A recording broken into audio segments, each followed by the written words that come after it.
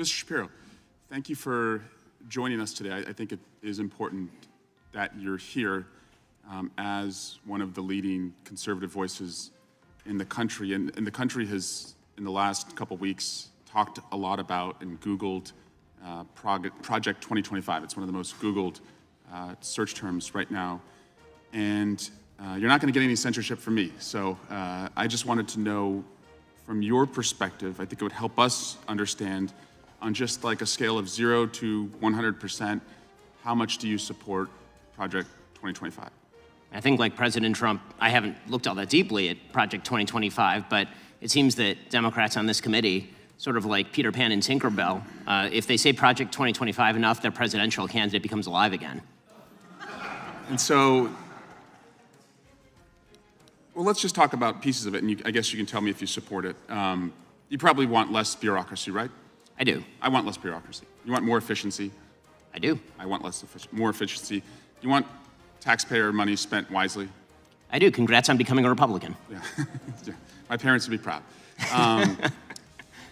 Mass deportations, it calls for that. Do you support that part? I support the deportation of any illegal immigrant who is in the United States who is not of benefit to the generalized American public. So if they're picking agriculture that puts food on the tables of everyday Americans, they've never committed a crime inside the United States, they didn't come across with documents, should they be deported? If they have not paid taxes and if their draw on the taxpayer benefits are larger than the contribution they are making to the economy, or if they're involved in criminal activity, they should be deported. How do we measure that? The same way that the IRS measures my income every year. It seems like if the IRS can track down every aspect of every receipt that I've ever submitted, and so they can do so for hundreds of millions of other Americans, they can do that for illegal immigrants as well, except for the fact that no one knows how many are in the country thanks to this administration. So you would be cool with creating a system where they could pay those taxes if they wanted to and then stay and work and put food on our table? It depends on how long it would take for them to pay the taxes, and they would also have to go presumably to the back of the line, although I'm not sure why I'm testifying about immigration policy at this point. How about banning the abortion pill? That's part of Project 2025. Do you support that part? I think that that's a state-by-state issue on a personal level. I'm just asking you.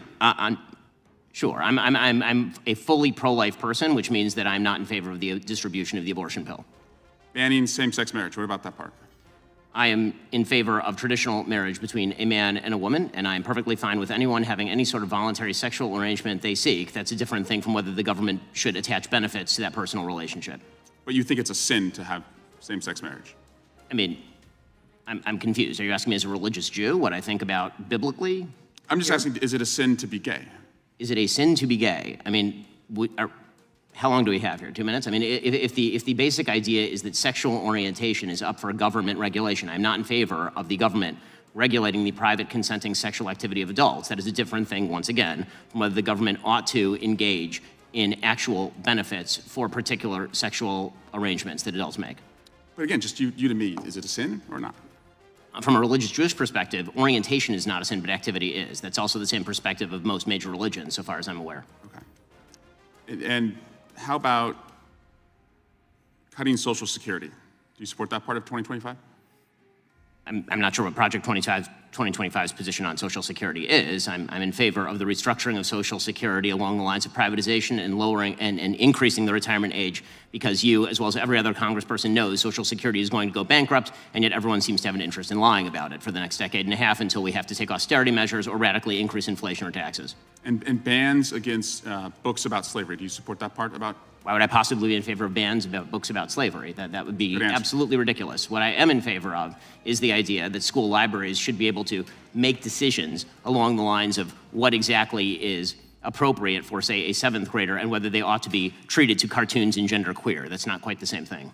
And just because we found some receipts, you did say, I think homosexual activity is a sin. Yes, I'm a religious Jew, that's true. I'm sure there's a genetic component. You found me out. Orientation. But the view of all religious people I know has always been that sexual behavior is something that is up to you. And you said, I may have a desire to sleep with many women, but I do not. I agree with me. Yes, that's true. Congratulations on your, I'm sure it's very hard to restrain yourself. Mr. Chairman, I just want to shift to Alvin Bragg. He was supposed to be here this week, and he's not coming.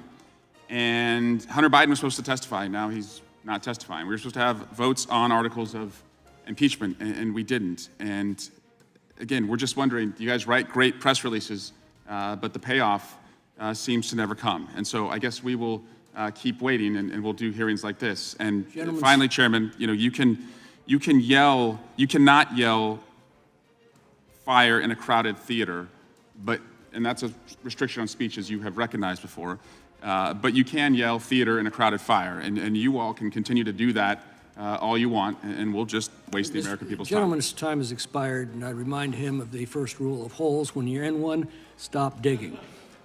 The Democrat came in hard on immigration, trying to pin Shapiro down on mass deportations. But instead of falling into the trap, Shapiro stayed sharp, explaining that any illegal immigrant who drains taxpayer resources or commits crimes should be deported, while those actually contributing to society could be treated differently. He even flipped the argument by pointing out that if the IRS can track every American's income, the same system could apply to undocumented workers. What was supposed to be a gotcha moment quickly turned into a calm, calculated policy response. Then the heat turned up. On abortion, Shapiro didn't hesitate. He made it clear he's pro-life and against the abortion pill, but emphasized that the decision should ultimately be left to the states. The conversation then jumped to same-sex marriage, where Shapiro laid out his personal religious stance supporting traditional marriage, while making it equally clear that the government has no place regulating private, consensual relationships between adults. The tension was obvious, but he didn't back down, drawing a clear line between belief and policy. When Social Security came up, Shapiro warned it's on a path to collapse. He argued that serious reforms are unavoidable, including privatization and raising the retirement age. On the topic of book bans, he shut down the narrative that conservatives want to erase history, instead highlighting concerns about explicit content in school libraries. He drew a firm boundary between protecting kids and pushing ideology. The hearing then shifted into a bigger fight, corporate influence and free speech. Unilever revealed it spends a staggering $23 billion on marketing, while Daily Wire raised concerns about ad bias targeting conservative voices. Shapiro and others called out the contradiction. The same Democrats who once pushed for censoring hate speech are now accusing conservatives of silencing others. By the end, one thing was clear. The attempt to corner Shapiro completely backfired. Question after question, he stayed composed, flipped the narrative, and turned pressure into advantage. From immigration to abortion, Social Security to free speech, he controlled the moment.